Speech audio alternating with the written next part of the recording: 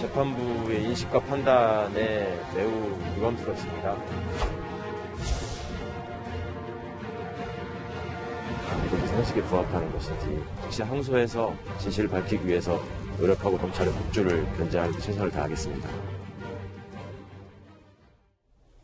최강욱 대표는 본인을 수사했던 검찰의 수사와 기소에 대해선 보복성 기소라고 주장하더니 이제 재판부마저 본인에게 유죄라고 판단을 내리자 판사도 검찰이 현혹됐다라고 주장하고 있습니다.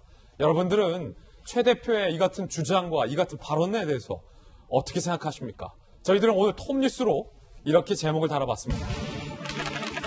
법률과 최강욱의 상식, 과연 그가 밝힌 상식은 우리가 알고 있던 상식과 많이 달랐던 걸까요? 최 대표가 밝혔던 상식은 과연 무엇일까요? 무엇이 상식이고 무엇이 몰상식일까요?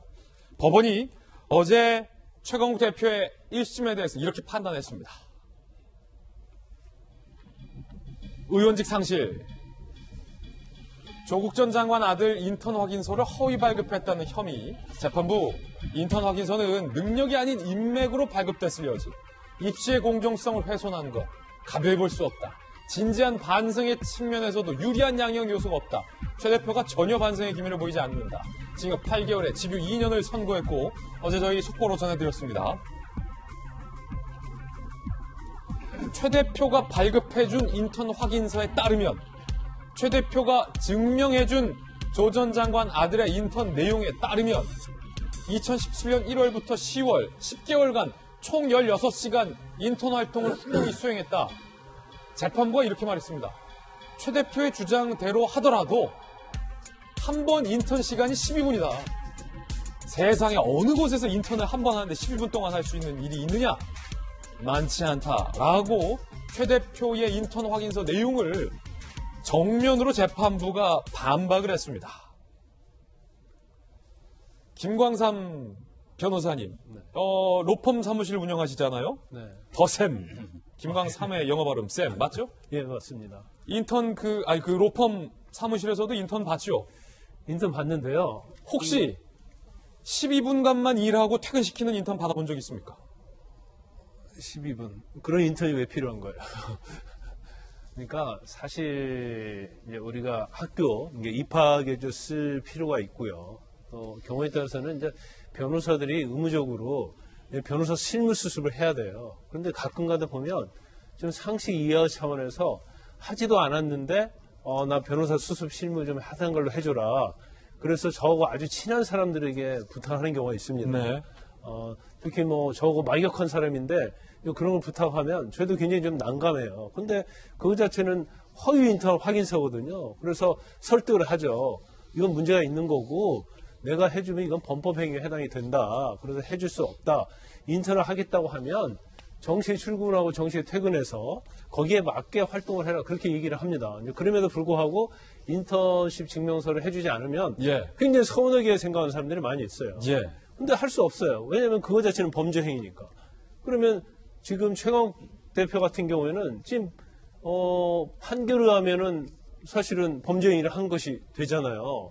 그래서 이 사실 이제 언론을 통해서 여러 가지 뭐 재판 과정을 저희가 쭉 지켜봤는데 사실 본인은 굉장히 인턴을 한 게 맞다 그렇게 주장을 하고 있는데 같은 법무법인에 있는 사람들이 조 전 장관 아들을 본 적이 없다. 다 그렇게 얘기를 한단 말이에요. 그런데 본인은 인턴을 한 게 맞다고 계속적으로 어떻게 보면 재판부 입장에서 보면 우겨대는 거예요.